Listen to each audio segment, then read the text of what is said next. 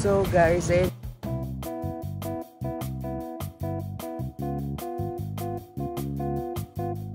everyone! So this is the start of this talking part ng vlog since we don't have much energy to start the vlog sa Philippines. So we're now here. Medyo super delayed lang ngayong flight namin pero we're finally here in Singapore and it's currently around 12:40 something.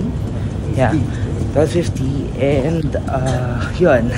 Actually, medyo sayang na yung first night ng hotel namin pero we're just gonna get our baggage and then we're going to Jewel Sanji, yung sa Rain Vortex, to have a photo kasi di pa namin siya nakikita ng gabi kasi last time nagpunta kami dito, it's daytime.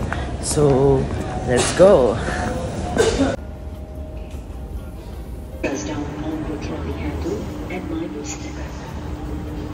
So guys, ayan, we are now here sa parang actually pumunta lang kami sa tapat and we are now here na agad sa Mechanji. So dito kami technically nagland. So ayan yung Rain Vortex pero ang weird, close siya, no? So hindi ko alam kung may time ba to. Pero close siya at the moment kung anong oras siya pero yung vortex na may time, 'di ba? Kung kailan siya So eto siya pero sadly like super dilim nung area. So hindi ko alam kung meron ba lang talaga siyang limit or time. Pero yon, sad. Pero I think we'll have to pass na and go home na sa hotel namin kasi wala na kami magagawa dito. Or hanap ng food.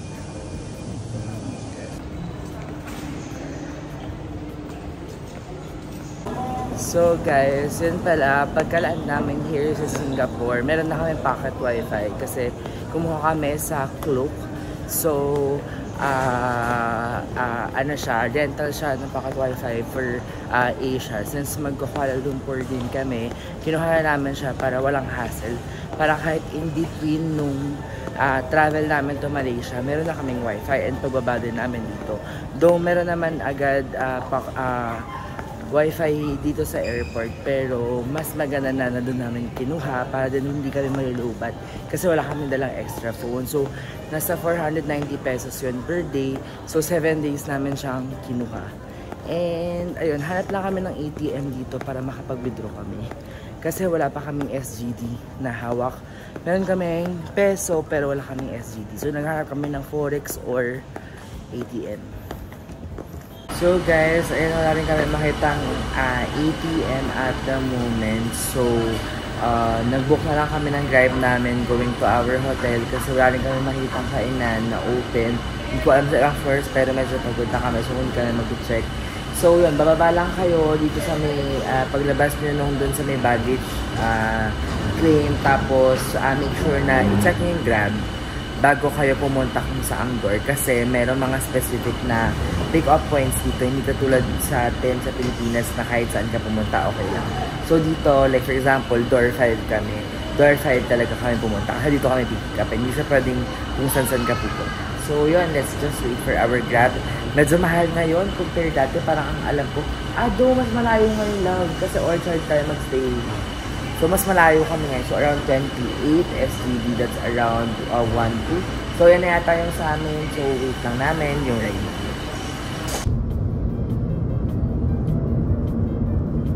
So guys, we just arrived here at our hotel. So it's Hotel Grand Central. So this is our first hotel. Kasi yung hotel namin tomorrow and the next day is Hotel Chancellor. So ito yung nearby na pwede namin tulugan ng quickie lang. Kasi nga expecting kami na parang around 11 o'clock yung arrival namin here. Pero sadly nadali. So ito ang nangyari. So ngayon super lapit lang din dito and okay din yung area. Actually this is our first time staying here sa Orchard area. So mag-check-in lang kami And yung Grab pala namin, nabot siya ng 26.80 SGD. So, andyan lang yung conversion, hindi ko sure. Mas malayo kasi yung Orchard kasi yung Bookies na dati namin pinagstayan. So, let's go and check in. Pakita ko rin sa inyo yung room later.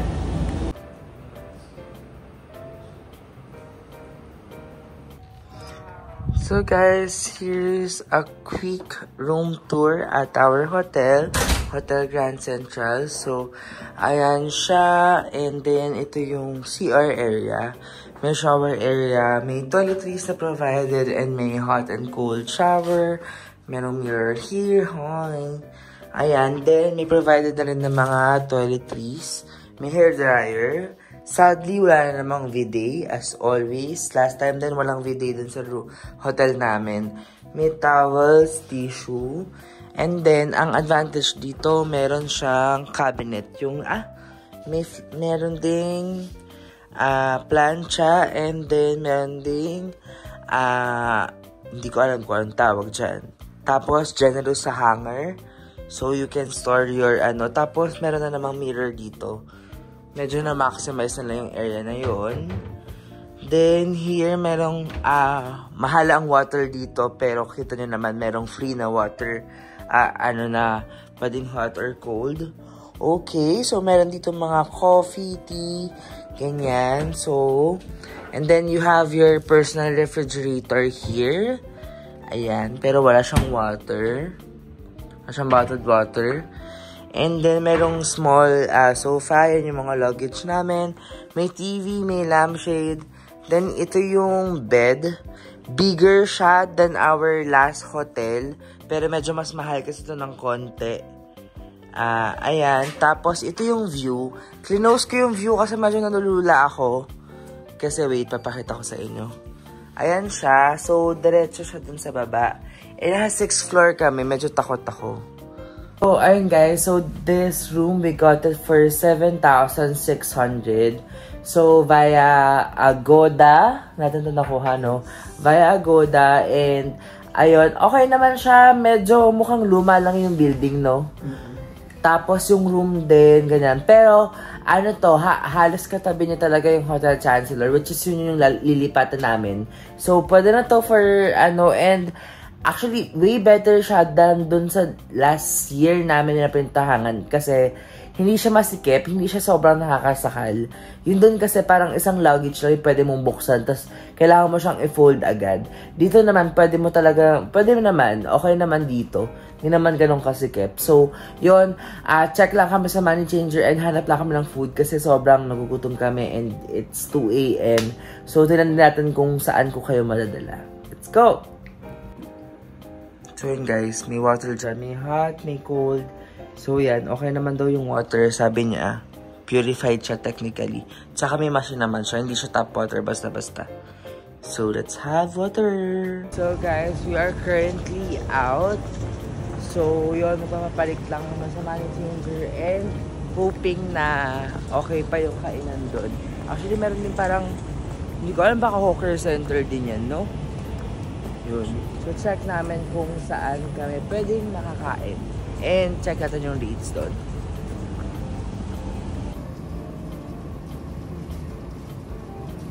So, guys, ayun, nagpapalit na kami. And sadly, ang taas yung rate. As of now, sa 41.6 ang SGD rate natin sa Singapore dollars. Pero, expected ko mga 43 at least, pero 44.44. Pero, since hindi ko sure kung nag-accept dito sa hawker center, nagpapalit na kami ng 5,000 pesos. So, ang taas ang rate. So, tatry namin humanap ng ATM tomorrow. And, kain muna kami dito sa may Shok Market. Oh my God, Thai cuisine!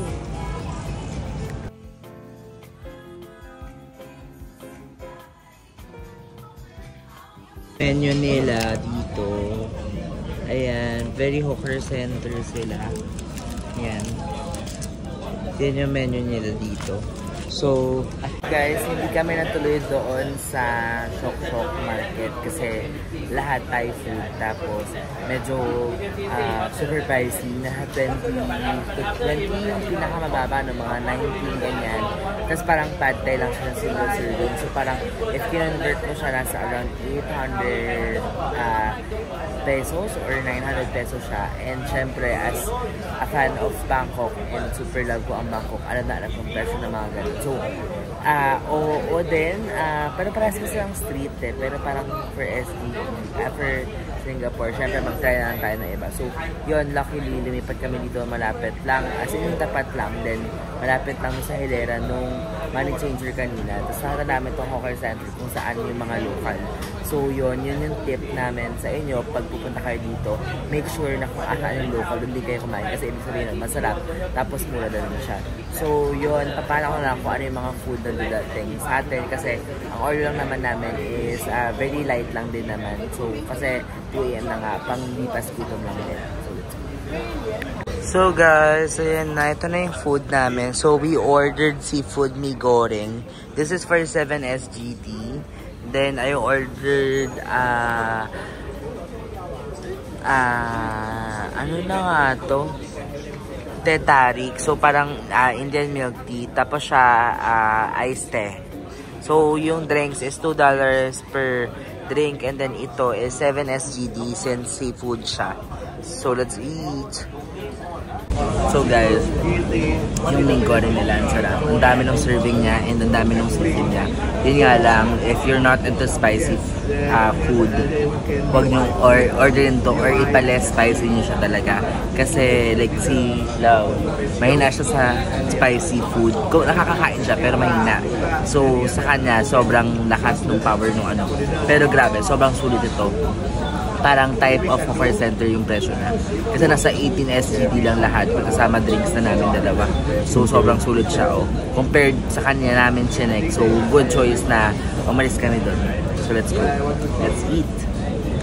So guys, sorry hindi na ako nakapag-end ng vlog natin na part 1. So that's it. So wait for the part 2 ng vlog natin. And ayun, if may mga questions kayo, please do comment down below. Like and subscribe to my YouTube channel. And thank you for watching. Bye! It's Cesar DG.